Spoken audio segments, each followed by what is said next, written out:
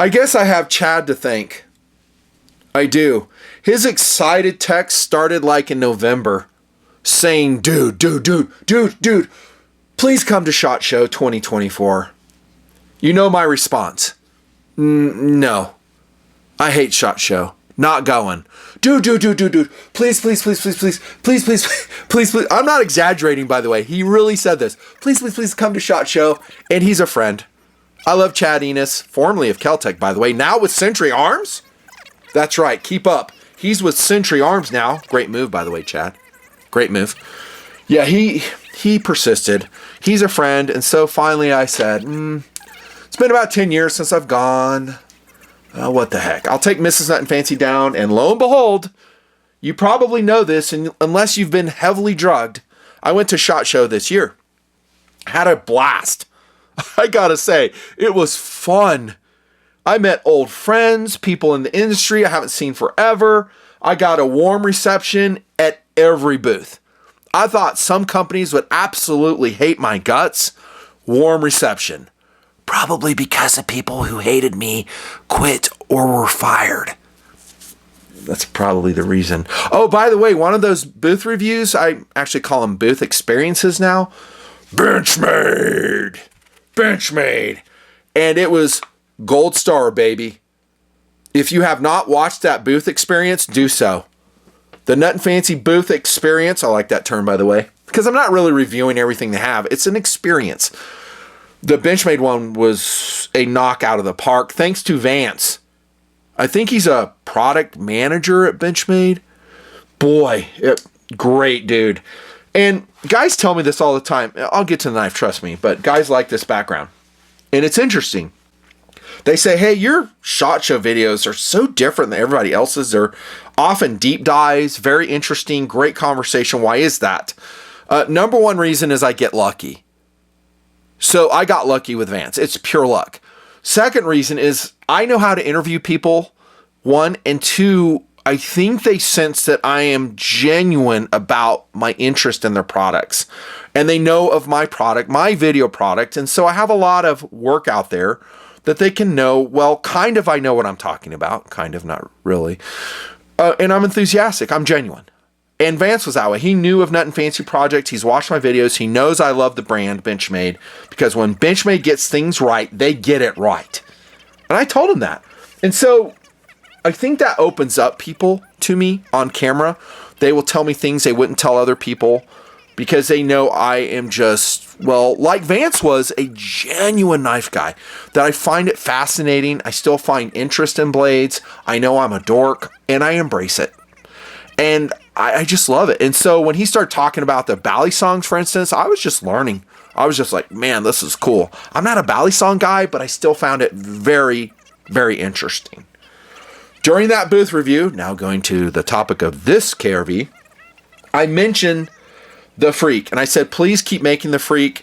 Great knife. And I was very happy to hear him say, yeah, it's continuing in the product line. It's not getting discontinued. Both the full size and the focus of this piece will be the mini Freak. And I celebrated. I was like, well, that's awesome. Because it is a great knife. The most inexpensive knife? No. But you guys want, made in the good old USA? Well, pony up, bro.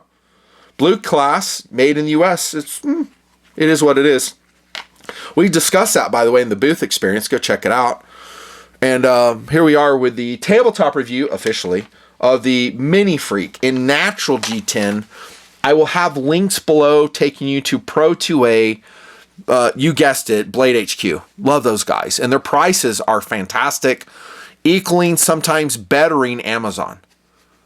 Yeah, and last time I checked, they had a selection of Freaks, but they are selling down. This is why I asked Vance. I was like, are you guys getting this knife, retiring soon? And he's like, nope. So maybe they restock. So anyways, please use my links. It gives me some affiliate money to go out and buy more knives. And by the way, I'm not certain. Tell me in comment what I should do. I'm probably going to buy this one. The Mini Freak 561 2101 natural G10. Last time I checked, sold out. And by the way, this is what I write on all these. So the price, our stance, is it reviewed? And buy, I said, question mark, do I buy this one? And lo and behold, I said, excellent. This is for me, not you. So when I return the knives, back to Blade HQ, who loans me these blades. Thank you, BHQ, specifically Jake Knudsen. Thank you so much. It's a note to me. It's like, oh, I love this knife because, well, I have a lot of knives already. I sell knives. I'm interchanging blades all the time. Up top, by the way, we have, speaking of awesome, a Flytanium equipped Bugout. So I put these on. I believe those are Flytanium scales. I'll put links to Flytanium down below. They make some great Spyderco scales and some great, well, you're looking at it right now, Benchmade scales. The Bugout being one of their all-time best knives ever. This one is awesome, heavily used, tested. Go check out my Bugout reviews. I think I have several of them. One of the best backpacking blades ever designed. And incidentally, this is interesting. Vance actually told, when I mentioned the Bugout, what a great knife it is, I say, how's that selling for you? He goes, oh, it's one of our greatest sellers. And he talked about the history. It was one of the employees who is a backpacker, wanted a Benchmade product to carry in his pocket. I think they had some great ones already, like the 940 Osborne. But according to Vance, the product manager, they came out with a Bugout to answer the backpacking requirement from that particular employee. I didn't know that. I thought that was pretty cool. Back to the Freek. Speaking of lightweight, this mini Freek, I actually like a little bit better than the full-size Freek. Great name, by the way. And that's Freek. Another great name. Oftentimes, Benchmade gets the names just on point. I mean, the names are so important for a knife. But I think I like this mini a little bit better than the full size. The full size is fantastic too. One reason is the 2.8 ounce is just a great carry weight for an EDC blade, and that's what this is. If we're talking POU, it puts it squarely in the ballpark for EDC. And the steel choice, fantastic. S90V, dude, one of my favorites. I love S90. It is so fantastic. I think you guys do as well. Edge retention, if you go to, speaking of it, Blade HQ steel charts, they have some very interesting information on most of the steels, not all of them. S90, they say edge retention is 9 out of 10, toughness 4 out of 10. In my experience, I would rate a little bit higher. Corrosion resistance, 8 out of 10, yes. Ease of sharpening, 2 out of 10. I agree with that. It's harder to sharpen. It is a particle metallurgy steel. I love S90 though. So great steel choice. This one in natural G10. I do see carbon fiber versions there. Those are gorgeous. Probably more expensive than this one. Black ones, different finishes. Again, I hope they're restocking. They come out with different handle treatments. I love this natural G10 though. It's fantastic. Getting back to the blade though. Notice the flat for my Edge Pro Apex. Oh my gosh, I love that. And then from there, it's not hollow ground, it's flat ground. Stonewash finish on this S90 drop point blade. Very beautiful. The width is perfect at 0.11 inches in thickness. So it's not a plank of steel. This is what we want for slicing and dicing food. Yes, I use my EDC blades for that. I know you do too. Opening packages. I'm going to be honest, that is a fair use for an EDC knife. I'm not going to lie. So boxes that come to your house, packages, you buy at Costco, whatever. However, I always recommend you use your utility knife, like your Sheffield utility knife with a carbide blade. I don't have one here on table. And the one I was using on a box is across the studio. I'm not getting it. Yeah, so you can. But S90 will totally work well. I've hard tested S90 in cardboard. I won't say any steel is amazing when I do my cardboard testing, but it did better than most. There's a ton of information if you want guys who like do really hardcore testing on all the steels. I generally don't waste my time doing that. I don't have better things to do. We have our Axis lock here, which is, as we discussed in the booth experience, out in the wild now, so everybody's copying it. And I loved Vance's answer. I mentioned that. It's like, what do you think about everybody, now the patent's expired, integrating the Axis lock into their products? Speaking of which, here's a beautiful, awesome knife, by the way. The Kershaw Iridium. I think that's the name of it. Iridium. Yeah, and it's a great knife. And so there it is. It's the Axis lock. His answer was, well, we don't mind at all. We just need to up our game. That's what competition is all about. So round of applause for Vance. I told you, great booth experience. That is a great answer. It's not intimidated by it. things like that happen. They're like, hey, we're just going to keep innovating. So I would expect probably Benchmade to come out with different locking mechanisms to, again, set the bar for other knife makers. And by the way, they're not the best knife maker out there. I just respect a lot of the products they put together. Back to the knife, by the way. Dual thumb studs, no volcano issues, very tight locking. And when I say no volcano issues, as a reminder, this is a long-term thing that I've talked about. Are they pointed? Do they lack traction when you deploy the blade? That's all I'm saying. No occlusions. Notice the big handle cutout. So good ambidextrous knife for left-handed users. Comes out very nicely. Very nice. Nice stop pin right there. I love axis lock. One of my all-time favorite locking mechanisms. Phosphor bronze bushings. So that might be, if I'm going to be honest in the review, and I always am, that might be a little bit of a downside. I think they should probably use caged ceramic ball bearings at this point. It's kind of a standard with a lot of knives. Even the Chinese knives do this. So there's a minor criticism. Keeping it real.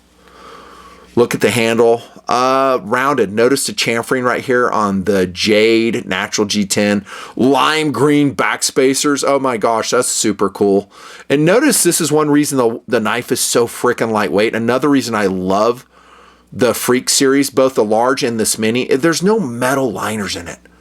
So we get torsional rigidity where we need it near the bolster right here. Speaking of which, single-sided adjustment point. I do wish it was dual, but it's not. But no steel there. Dude, love that. SOG does that too. Speaking of which, here's an Ultra.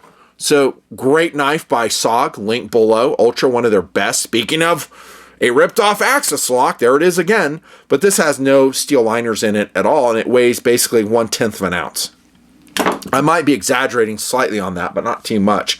There's your loop over pocket clip. I wished it was Frenched into the handle. By that, I mean I wish it was mounted completely flush. But nevertheless, it's short, it's very strong. This is one of the better clips, and it's not, as I told Vance in the booth experience, one of their penis clips. The phallic penis clip designed by Osborne, apparently. God rest his soul. Great dude, by the way. I met him, loved him. Big old lanyard hole. You can use unhollowed out 550 cord there.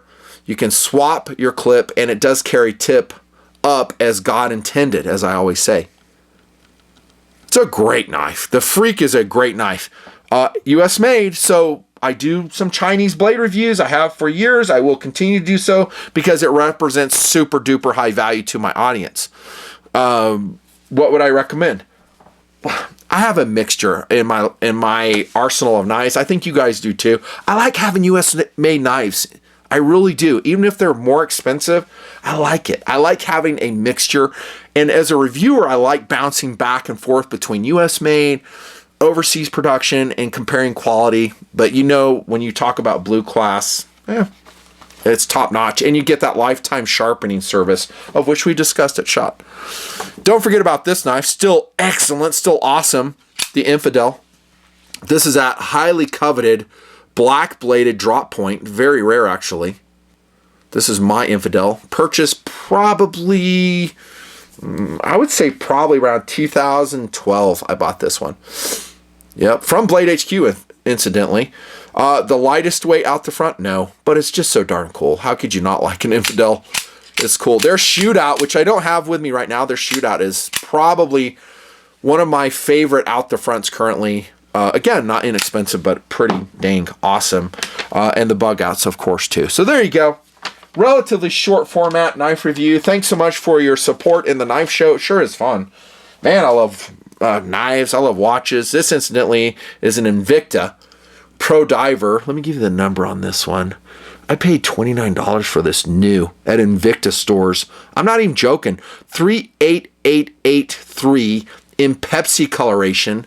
The downside on this, I will be honest, it runs on a 626 battery, which is not good. That is a garbage battery. It's very tiny, so you got to keep your hand stored at 12 o'clock position if you're going to have any run time when you're not wearing the watch I'm talking about.